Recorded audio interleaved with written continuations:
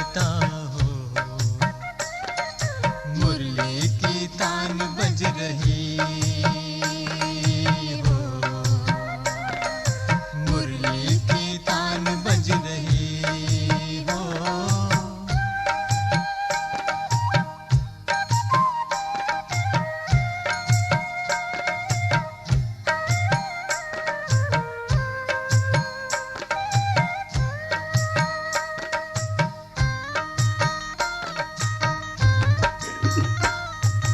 अदृश्य है फूल चक्षु तो देखो,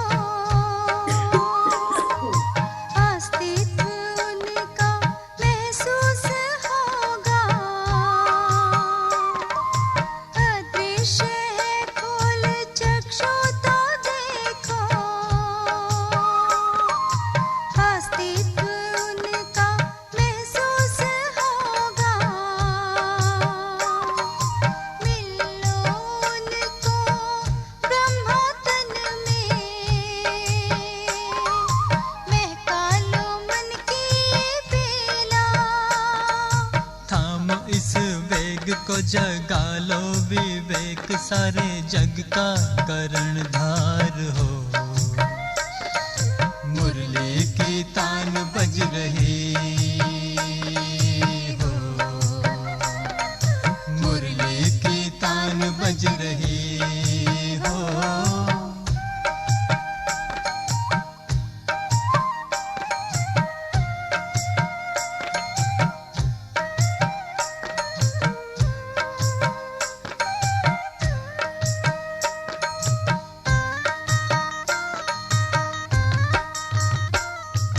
धमनियों में बह रहा है जब से, श्वास तेरी चल रही है तब से।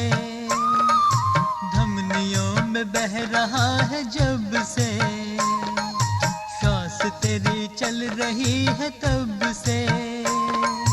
सब कुछ तो पा लिया है तूने, अब मांगे क्या तू शिव से। सुबह की भोर का अंधेरे घनघोर का जीवन का आधार हो। मुरली की तान बज रही हो, मुरली की तान बज रही हो, मुरली की तान बज रही हो, मुरली की तान बज रही हो, मुरली की तान बज रही हो, मुरली की तान बज रही हो, मुरली की तान बज रही हो, मुरली की तान बज रही हो, मुरली की तान बज रही हो, मुरली की तान बज रही हो। ओम शांति। आज 9 जनवरी 2022 की बाबा की मुरली, रिवाइज डेट है 21 दिसंबर 89। मुरली का टाइटल है त्रिदेव रचयिता द्वारा वरदानों की प्राप्ति। तो त्रिदेव के रचयिता कैसे हम बच्चों को अमृत वेले से वरदान देते हैं और उस वरदानों को कैसे स्वयं में धारण करना है। आज त्रिदेव रचयिता अपनी साकारी और आकारी रचना को देख रहे हैं। अपनी साकारी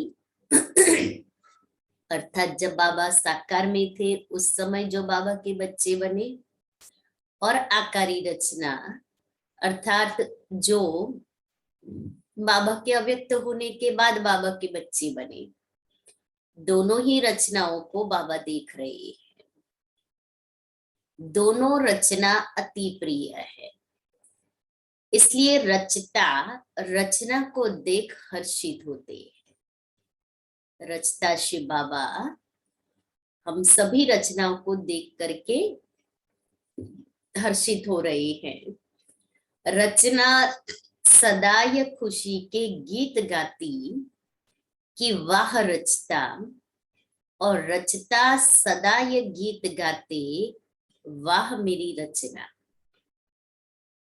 रचना प्रिय है, जो प्रिय होता है उसको सदा सब कुछ देकर संपन्न बनाते हैं। जो व्यक्ति मुझे प्रिय होता है तो उसको हम क्या करते, सब कुछ देते हैं। धन भी दे, धन से भी संपन्न करेंगे तो शिक्षाओं से भी, हर तरह से उसकी पालना करके संपन्न बनाते हैं। तो बाप ने हर एक श्रेष्ठ रचना को विशेष तीनों संबंध से कितना संपन्न बनाया है। बाप, टीचर और सतगुरु, तीनों संबंध से बाबा हमें संपन्न बनाते। बाप के रूप में वर्षे की प्राप्ति कराते हैं, टीचर के रूप में देवताई डिग्री देते हैं, और सतगुरु के रूप में वरदानों की प्राप्ति कराते हैं। तो बाप, टीचर और सतगुरु तीनों रूप से संपन्न बनाते हैं। बाप के संबंध से दाता बन ज्ञान खजाने से संपन्न बनाया। शिक्षक के रूप में, शिक्षक रूप से भाग्य विधाता बन अनेक जन्मों के लिए भाग्यवान बनाया। सतगुरु के रूप में वरदाता बन वरदानों से झोली भर देते। यह है अविनाशी स्नेह व प्यार। तो तीनों रूप से बाबा हमें संपन्न बनाते हैं। प्यार की विशेषता यही है, जिससे प्यार होता है उसकी कमी अच्छी नहीं लगेगी। कमी को कमाल के रूप में परिवर्तन करेंगे। बाप को बच्चों की कमी सदा कमाल के रूप में परिवर्तन करने का सदा शुभ संकल्प रहता है, क्योंकि बाबा का हम बच्चों से इतना प्यार है, बाबा हमारी कमी को देख नहीं सकते। इसलिए सदैव बाबा के अंदर ये शुभ संकल्प रहता है कि बच्चों की इस कमी को भर दूं। बाप को बच्चों प्यार में बाप को बच्चों की मेहनत देखी नहीं जाती। कोई मेहनत आवश्यक हो तो करो, लेकिन ब्राह्मण जीवन में मेहनत करने की आवश्यकता ही नहीं है, क्योंकि दाता, विधाता और वरदाता तीनों संबंध से इतने संपन्न बन जाते हो जो बिना मेहनत रूहानी मौज में रह सकते हो ना। बाबा ब्राह्मण जीवन माना मौजों की जीवन, संगम युग है मौजों का युग। उस मौजों के युग में जब बाबा ने हमें अपना बच्चा बनाया, हम ब्राह्मण बने, तो फिर ब्राह्मण बच्चे मेहनत करे ये बाबा से देखा नहीं जाता। इसलिए बाबा कहते हैं मौज में जियो, मौज में रहो। वर्षा भी है, पढ़ाई भी है, तो वरदान भी है, तीनों रूप से। जिसको तीनों रूपों से प्राप्ति हो, बाप के रूप में वर्षे की, टीचर के रूप में पढ़ाई की, और सतगुरु के रूप में वरदान की, तीनों ही प्राप्ति से, तीनों रूपों से प्राप्ति हो, ऐसे सर्व प्राप्ति वाली आत्मा को मेहनत करने की क्या आवश्यकता है। तो अभी मैंने तीनों रूपों से ये तीनों प्राप्तियां की है। अगर मैं तीनों रूप से सदैव के लिए प्राप्तियां कर रही हूं, तो मेहनत नहीं करेंगे। कभी वर्षे के रूप में व बाप को दाता के रूप में याद करो तो रूहानी अधिकारीपन का नशा रहेगा। बाप रूप में बाबा कहता है कि बाबा से मुझे वर्षा मिल रहा है, तो वर्षे के रूप में याद करो, तो वो रूहानी नशा, रूहानी अधिकार रहेगा। क्योंकि बाप, बच्चों का तो बाप के ऊपर अधिकार होता है ना। तो जो बाबा का है सो मुझात्मा का है। शिक्षक के रूप में याद करो तो गॉडली स्टूडेंट अथवा भगवान के स्टूडेंट है, इस भाग्य का नशा रहेगा। सतगुरु हर कदम में वरदानों से चला रहा है। हमारी पालना किस रूप से हो रही है? वरदानों के द्वारा। हमें मेहनत की आवश्यकता नहीं। बाबा ने जो इतने सारे वरदान दिए हैं, उस वरदानों से मुझ आत्मा की पालना हो रही है। तो उस वरदानों को मैं प्रैक्टिकल कर्म में यूज करूंगी, तब मेरी पालना वरदानों से हो रही है, यह अनुभव होगा। हर कर्म में श्रेष्ठ मत वरदाता का वरदान है। बाबा ने हर कर्म के लिए श्रीमत दी है कि हर कर्म कैसे करना है, किस रूप से करना है। तो उस श्रीमत के आधार पर हर कर्म करेंगे तो हमारे लिए वो वरदान बन जाएगा। तो स्पेशली वरदान मांगना नहीं है, श्रीमत के आधार पर कर्म करते चले तो ये वरदाता का वरदान बन जाएगा। जो हर कदम श्रेष्ठ मत से चलते हैं, उसको हर कदम में कर्म की सफलता का वरदान सहज, स्वतः और अवश्य प्राप्त होता है। कितनी बड़ी बात बाबा ने बताई, अंडरलाइन करने जैसी। जो बाबा ने कहा, जो आत्मा, ब्राह्मण आत्मा हर कदम बाबा की दी हुई श्रेष्ठ मत के आधार पर करते हैं, तो उनका हर कदम में जो कर्म करेंगे वो कर्म वरदान का सहज भागी बना देता है, सहज, स्वतः और अवश्य प्राप्त होता है। श्रेष्ठ मत और श्रेष्ठ गति। अपने स्वीट होम अर्थात गति और स्वीट राज्य अर्थात सदगति, इसको तो प्राप्त करते ही हो, लेकिन ब्राह्मण आत्माओं को और विशेष गति प्राप्त होती है। ब्राह्मण बच्चे, बाबा के अडॉप्टेड बच्चे स्पेशल, तो होलसेल में तो होती ही है, लेकिन बाबा कहता है ब्राह्मण आत्माओं को विशेष प्राप्ति होती है। वह है इस समय भी श्रेष्ठ मत के श्रेष्ठ कर्म का प्रत्यक्ष फल अर्थात सफलता। यह श्रेष्ठ गति सिर्फ संगम युग पर ही आप ब्राह्मणों को प्राप्त है। सिर्फ संगम युग पर यह प्राप्ति है ब्राह्मणों को। इसलिए कहते हैं जैसी मत वैसी गत। अब हम श्रेष्ठ मत पर चलते हैं, इसलिए हमारी गति भी श्रेष्ठ होती है।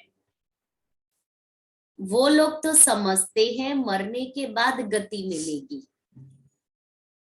हम कहते हैं मरने के बाद सदगति मिलती है, इसलिए अंत मते सो गति कहते हैं कि जिसका अंत अच्छा उसकी गति अच्छी होगी। और बाबा हम बच्चों को कहते हैं हम जीते जी मर्जीवा बन करके बाबा के बच्चे बने, तो हमारे हर कदम श्रेष्ठ मत के आधार पर चलते हैं, इसलिए सहज गति हो जाती है। लेकिन अब ब्राह्मण आत्माओं के लिए इस अंतिम मर्जीवा जन्म में हर कर्म की सफलता का फल अर्थात गति प्राप्त होने का वरदान मिला हुआ है। वर्तमान और भविष्य सदा गति सदगति है ही। वर्तमान में, संगम युग में और भविष्य सतयुग में सदा ही गति सदगति है। भविष्य की इंतजार में नहीं रहते हो, क्योंकि संगम युग प्रत्यक्ष फल का युग भी है ना। तो जो करते हैं उसका प्रत्यक्ष फल तुरंत मिलता है। संगम युग की प्राप्ति का यही महत्व है। अभी अभी कर्म करो और अभी अभी प्राप्ति का अधिकार लो। अभी अभी श्रेष्ठ मत के आधार पर कर्म किया तो हाँ, तो उसका फल भी श्रेष्ठ मिल ही जाता है। ऐसे नहीं कि अभी किया और भविष्य में मिलेगा। बाबा कहता है संगम युग प्रत्यक्ष फल का युग है। तो शुद्ध श्रेष्ठ मन से श्रीमत के आधार पर करते हैं तो उसका फल भी अवश्य सहज स्वतः और अवश्य प्राप्त होता है। तो अभी अभी कर्म करो और अभी अभी प्राप्ति का अधिकार लो। इसको कहते हैं एक हाथ से दो, दूसरे हाथ से लो। कभी मिल जाएगा व भविष्य में मिल जाएगा, ये दिलासे का सौदा नहीं है। तुरंत दान महापुण्य ऐसी प्राप्ति है। इसको कहते हैं झटपट का सौदा। भक्ति में इंतजार करते रहो, मिल जाएगा मिल जाएगा। भक्ति में है कभी और बाप कहते हैं अभी लो। कितना अंतर। भक्ति में कितनी भक्ति करेंगे तब कभी मिलेगा फल, और अभी संगम युग पर बाबा अभी करो अभी प्रत्यक्ष फल पाओ। आदि स्थापना में भी आपकी प्रसिद्धता थी जब बाबा ने इस यज्ञ की शुरुआत की कि यहाँ साक्षात्कार झटपट होता है। शुरू शुरू में जो आए तो श्री बाबा ने कमाल किया कि साक्षात्कार का पार्ट चला और होता भी था। तो आदि से झटपट का सौदा हुआ। इसको कहते हैं रचता का रचना से सच्चा प्यार। रचता का रचना से सच्चा प्यार जो आए और तुरंत साक्षात्कार हुए।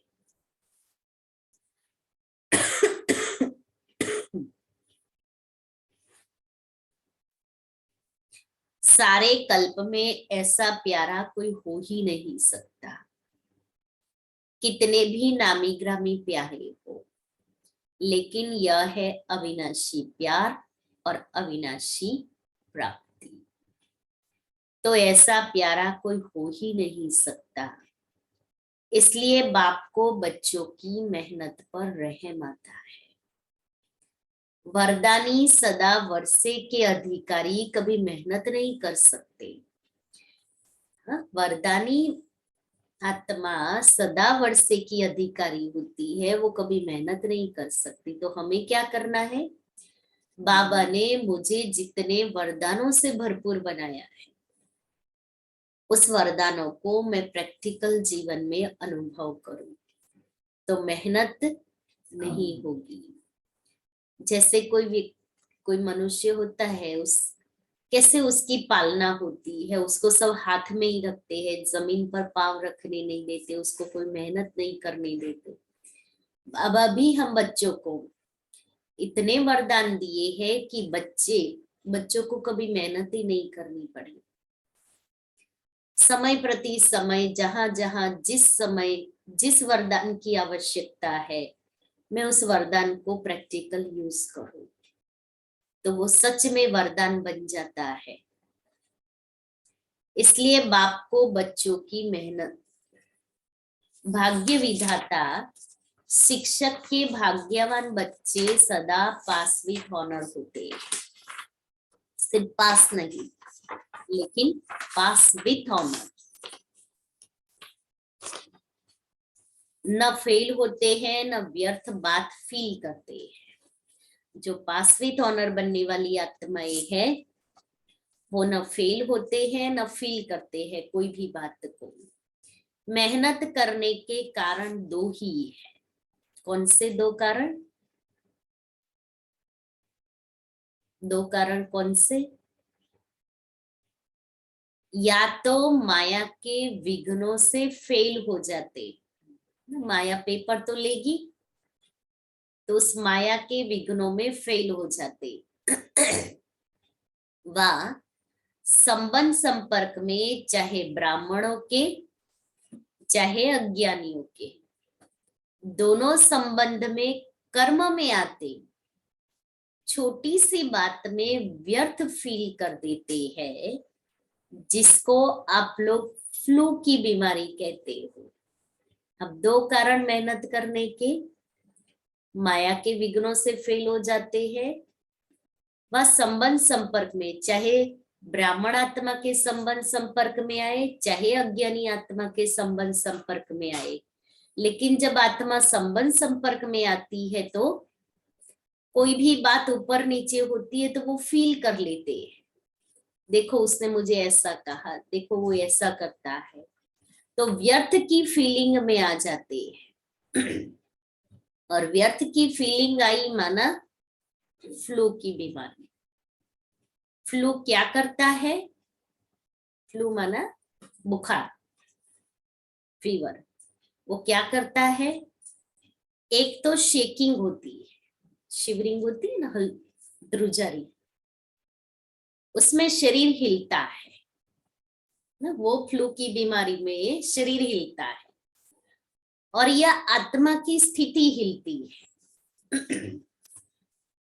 मन हिलता है और मुख कड़वा हो जाता है। बुखार आता है तो मुख कड़वा हो जाता है ना, तो यहाँ भी मुख से कड़वे बोलने लग पड़ते हैं। और क्या होता है? और क्या होता है फिर? कभी सर्दी कभी गर्मी चढ़ जाती है।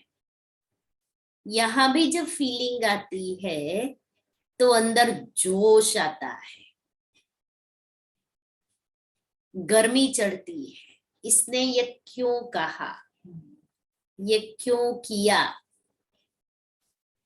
यह जोश है। बाबा अच्छा स्कैनिंग कर रहे हैं ना हमारा, ना बाबा हमारा अंदर का स्कैनिंग कर रहे हैं कि जब माया के विघ्नों से फेल हो जाते या संबंध संपर्क में ब्राह्मणों के या अज्ञानियों के आते हैं तो कैसी बीमारी आ जाती है। अनुभवी तो होना। और क्या होता है?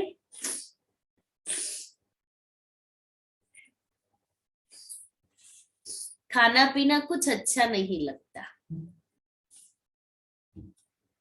यहाँ भी कोई अच्छी ज्ञान की बात भी सुनाएंगे ना तो भी अच्छी नहीं लग, उनको अच्छी नहीं लगेगी। हमको पता है, आप मेरे को ही सुनाते हो, आप उसको तो कुछ नहीं कहते हो। तो कोई भी ज्ञान की बातें होगी ना तो भी अच्छी नहीं लगेगी।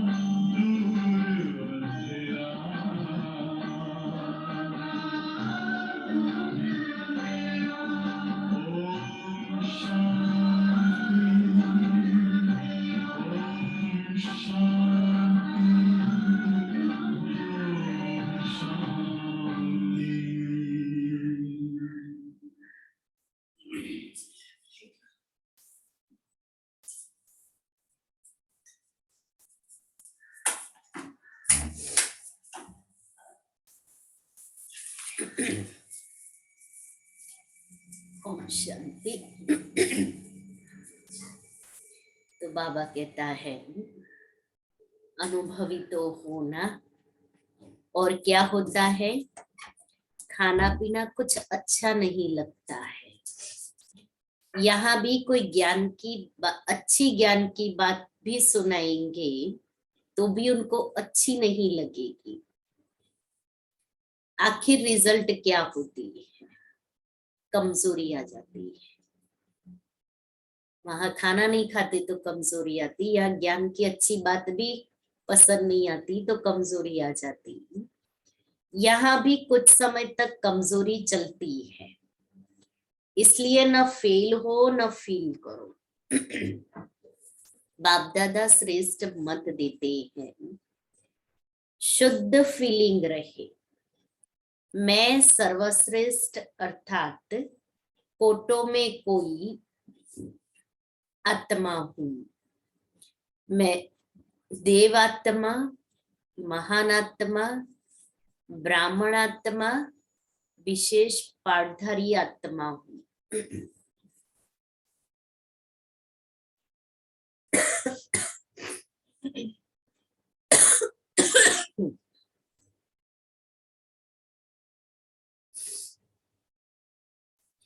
इस फीलिंग में रहने वालों को व्यर्थ फीलिंग का फ्लू नहीं होगा।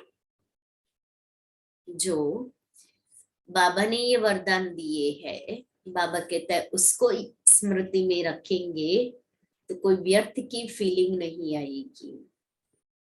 जहां शुद्ध फीलिंग होगी वहां अशुद्ध फीलिंग हो नहीं सकती। तो फ्लू की बीमारी से अर्थात मेहनत से बच जाएंगे और सदा स्वयं को ऐसा अनुभव करेंगे कि हम वरदानों से पल रहे हैं, वरदानों से आगे उड़ रहे हैं, वरदानों से सेवा में सफलता पा रहे हैं। मेहनत अच्छी लगती है व मेहनत की आदत पक्की हो गई है। क्या है, कईयों को है ना सहज मिलता है तभी भी मेहनत की आदत होती, जो सदैव मेहनत ही करें, मेहनत से ही उनको अच्छा लगेगा। अरे भाई बहुत मेहनत की, अभी आपको मिल रहा है बिना मेहनत के तो लो ना, उसका सुख लो। नहीं लेंगे, स्वभाव में नहीं होता है ना, तो वो सुख अनुभव नहीं कर सकते। तो बाबा कहता है कि मेहनत अच्छी लगती है, मेहनत अच्छी लगती व मौज में रहना अच्छा लगता है। कोई कोई को मेहनत के काम बगैर और कोई काम अच्छा नहीं लगता है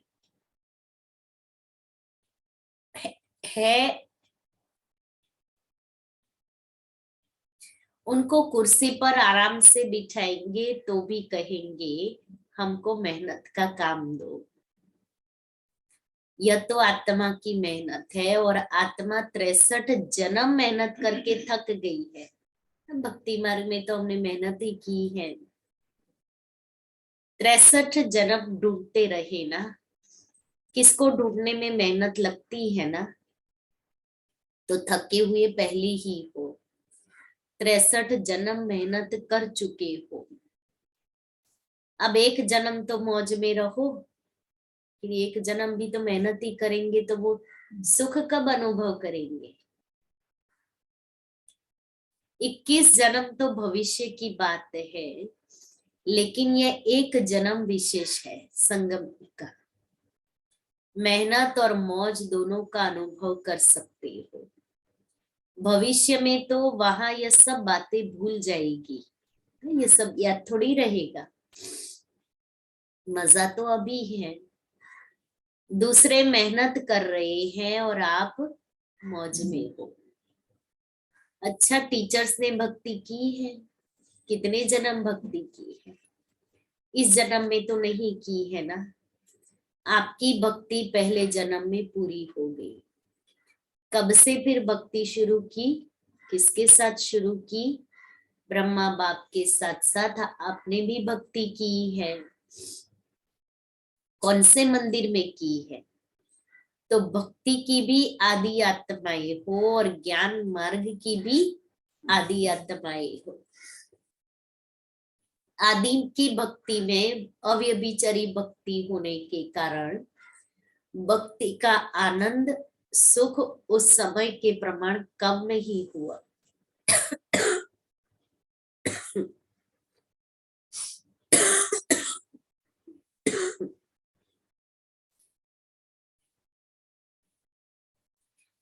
वह सुख और आनंद भी अपने स्थान पर श्रेष्ठ रहा। भक्तमाला में आप हो, जब भक्ति आपने शुरू की तो भक्तमाला में नहीं हो। डबल फॉरेनर्स भक्तमाला में थे, भक्त बने या भक्तमाला में थे। अभी सब सोच रहे हैं कि हम थे व नहीं थे। विजय माला में भी थे, भक्तमाला में भी थे। उजारी तो बने लेकिन भक्तमाला में थे।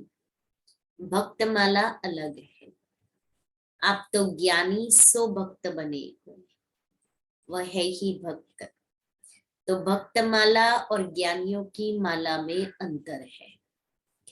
ज्ञानियों की माला है विजय माला, और जो सिर्फ भक्त है, ऐसे नौधा भक्त जो भक्ति के बिना और बात सुनना ही नहीं चाहते, भक्ति को ही श्रेष्ठ समझते हैं।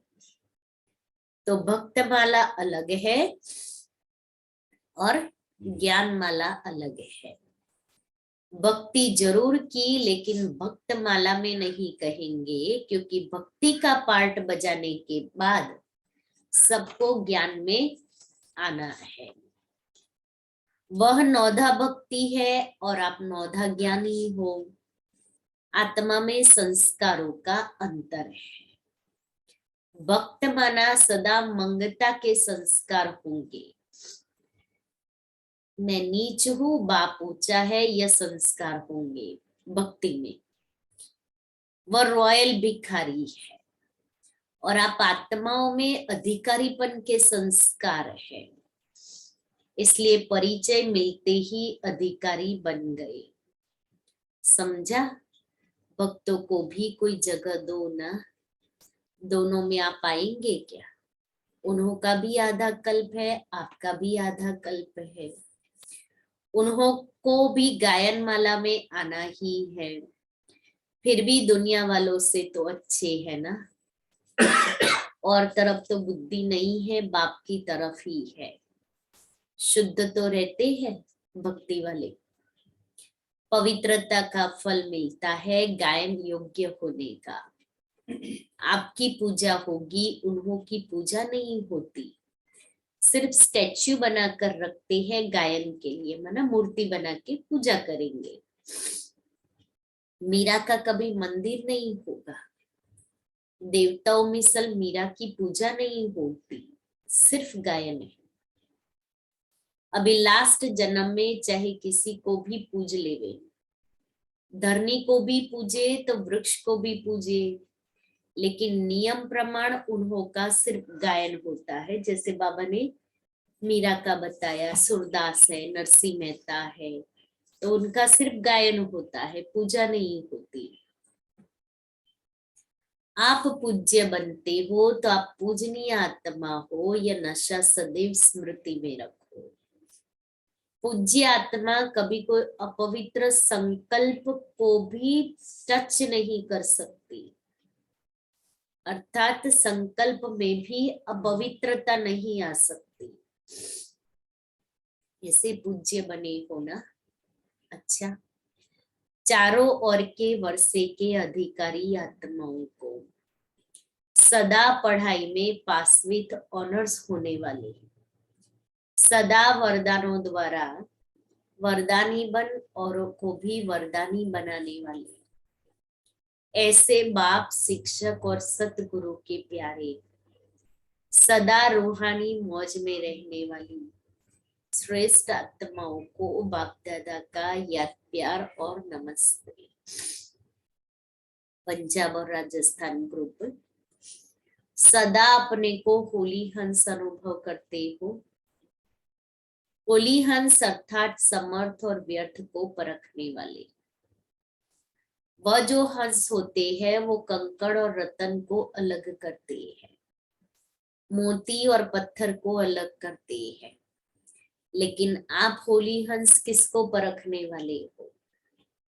समर्थ क्या है, व्यर्थ क्या है, शुद्ध क्या है और अशुद्ध क्या है।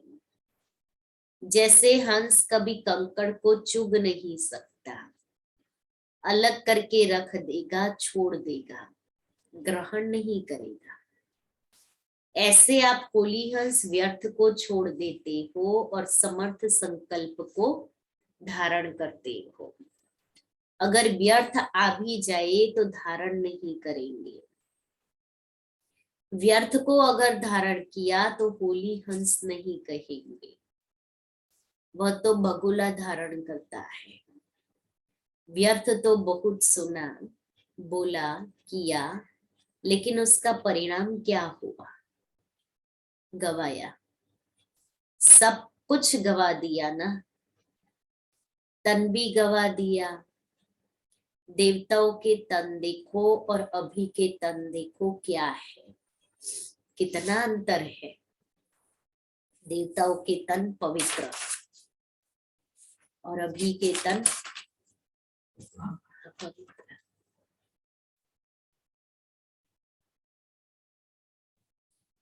कितना अंतर है। जवान से भी बूढ़े अच्छे हैं। तो तन भी गवाया, मन का सुख शांति भी गवाया, धन भी गवाया। आपके पास कितना धन था, अथा धन कहाँ गया? व्यर्थ में गवा दिया।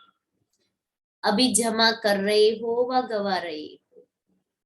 होली हंस गवाने वाला नहीं, जमा करने वाला।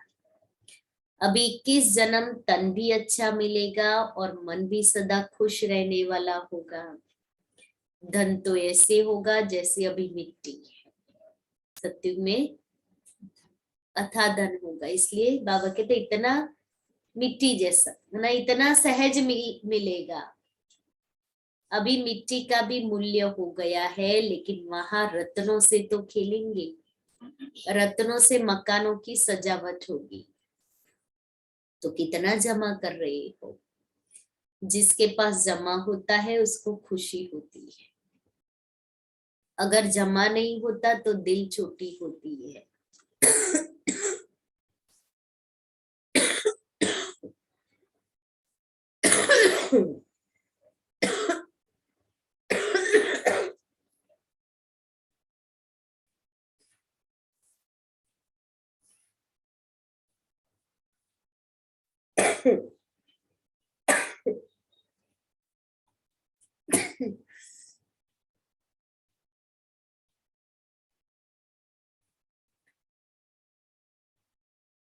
अगर जमा नहीं होता तो दिल छोटी होती है, जमा होता है तो दिल बड़ी होती है। अभी कितनी बड़ी दिल हो गई है। तो हर कदम में जमा का खाता बढ़ता जाता है। या कभी कभी जमा करते हो। अपना चार्ट अच्छी तरह से देखा है। ऐसे समय पर भी कभी कभी व्यर्थ तो नहीं चला जाता। अभी तो समय की वैल्यू का पता पड़ गया है ना। संगम का 1 सेकंड कितना बड़ा है। कहने में तो आएगा 1-2 सेकंड ही तो गया, लेकिन 1 सेकंड कितना बड़ा है। बाबा तो कहता है 1 सेकंड 1 वर्ष के बराबर है।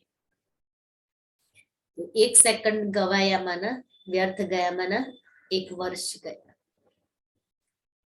यह याद रहे तो 1 सेकंड भी नहीं गवाएंगे। सेकंड गवाया माना वर्ष गवाया।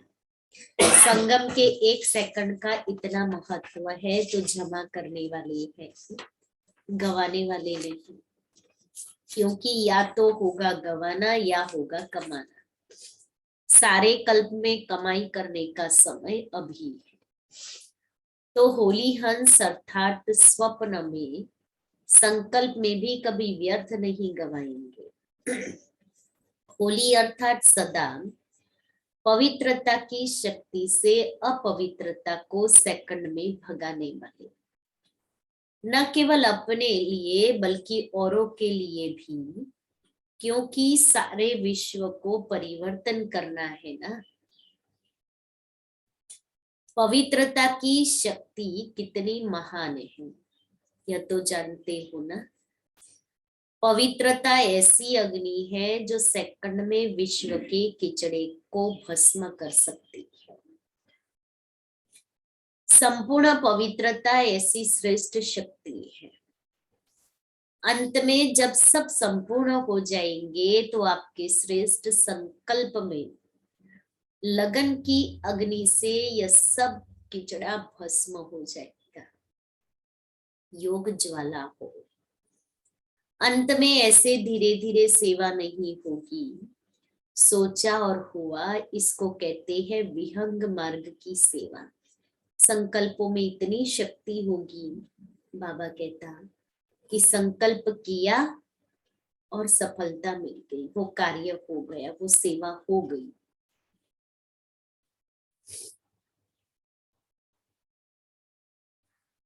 अभी अपने में भर रहे हो, फिर कार्य में लगाएंगे। जैसे देवियों के यादगार दिखाते हैं कि ज्वाला से असुरों को भस्म किया।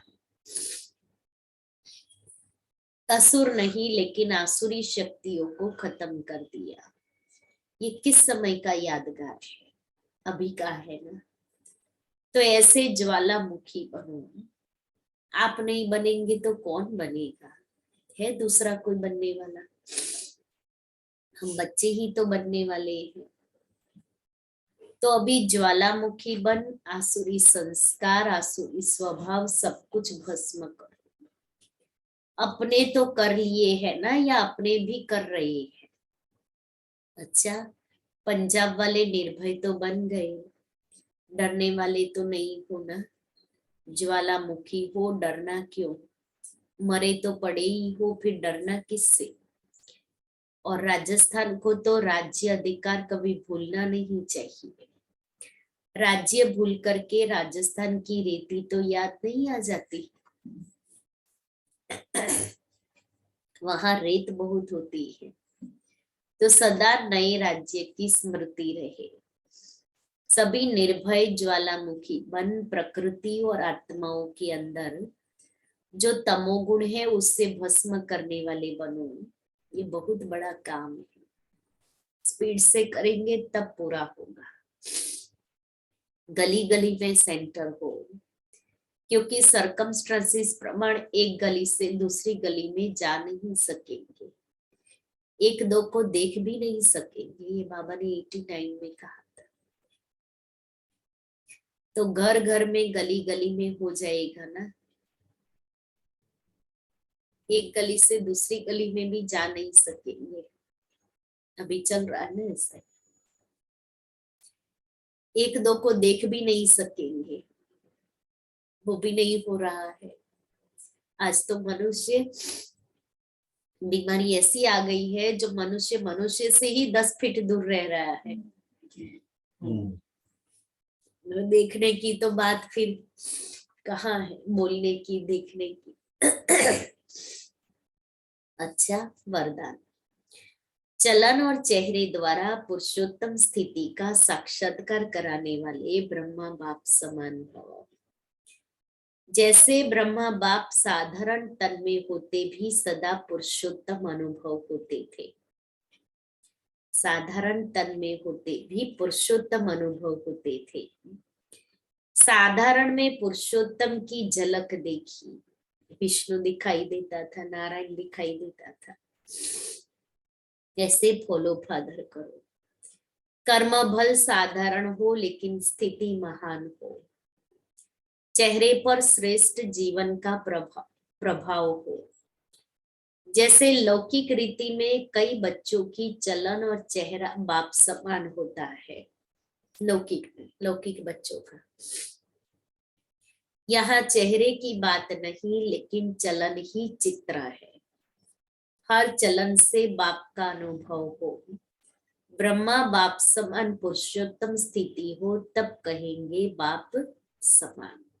श्लोगन है, जो एकरस स्थिति के श्रेष्ठ आसन पर स्थित रहता है वही सच्चा तपस्वी है। तो आज क्या करेंगे? आज तपस्या करनी है ना, तो सच्चे तपस्वी बनना है। सारा दिन एक ही शांति की, शक्ति की स्थिति में रहे। तो बाबा कहता है एक स्थिति के श्रेष्ठ आसन पर स्थित रहना है, और वो है मास्टर शांति का सागर हूं। लवलिंग स्थिति का अनुभव करने की पॉइंट, ये परमात्मा प्यार आनंदमय झूला है। इस सुखदायी झूले में सदा झूलते रहो, परमात्मा प्यार में लवलीन रहो, तो कभी कोई परिस्थिति या माया की हलचल आ नहीं सकती।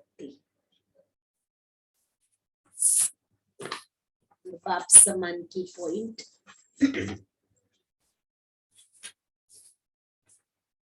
सर्व के सहयोगी स्नेही जरूर बनो, गुण ग्राहक जरूर बनो, लेकिन फॉलो फादर। ब्रह्मा बाप की लास्ट स्टेज राज ऋषि की देखी, इतना बच्चों का प्यारा होते भी, सामने देखते हुए भी न्यारापन ही देखा, बेहद का वैराग्य।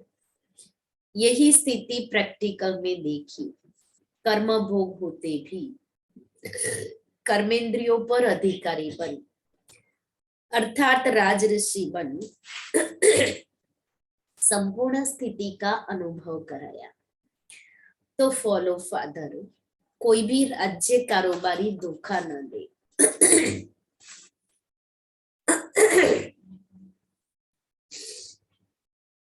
तो सुना आज बाबा की अव्यक्त मुरली, फीलिंग का फ्लू नहीं आना चाहिए।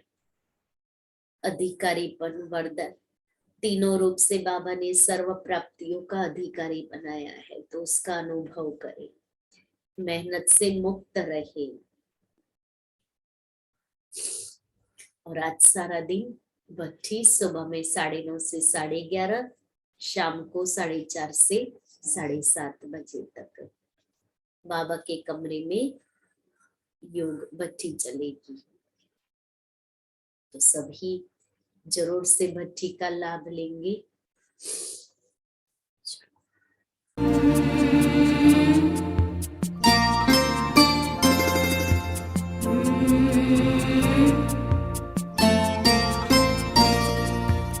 अपनी अनंत किरणें बाहें सा पसारे, अपनी अनंत किरणें बाहें सा पसारे,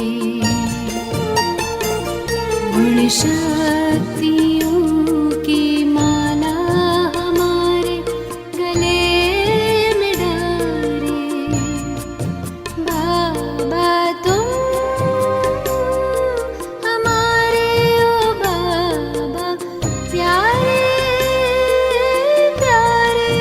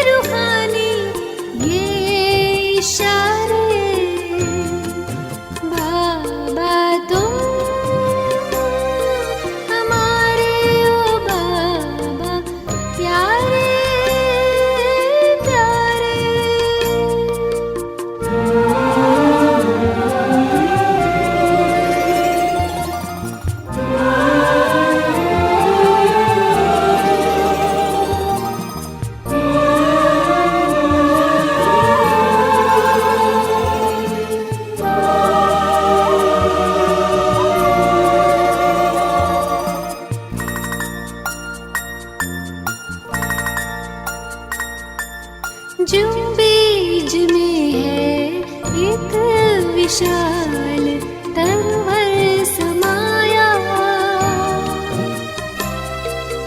तुम में होकर लवलीन तुम सा स्वरूप पाया।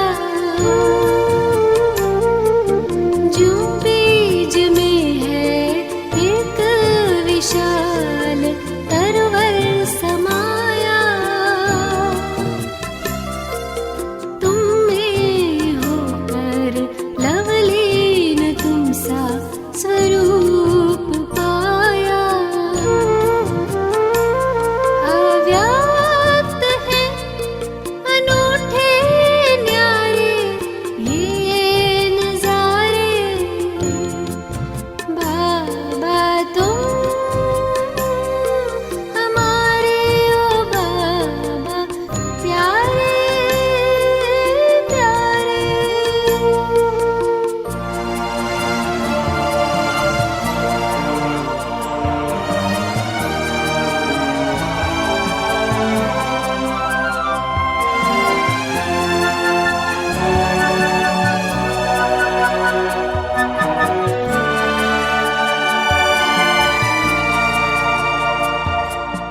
हे ब्रह्म घर में ये अरुणिमा सी फैली है लाली,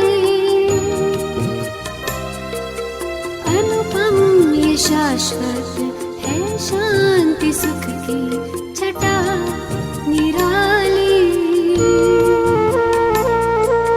हे ब्रह्म घर में ये अरुणिमा सी फैली है लाली,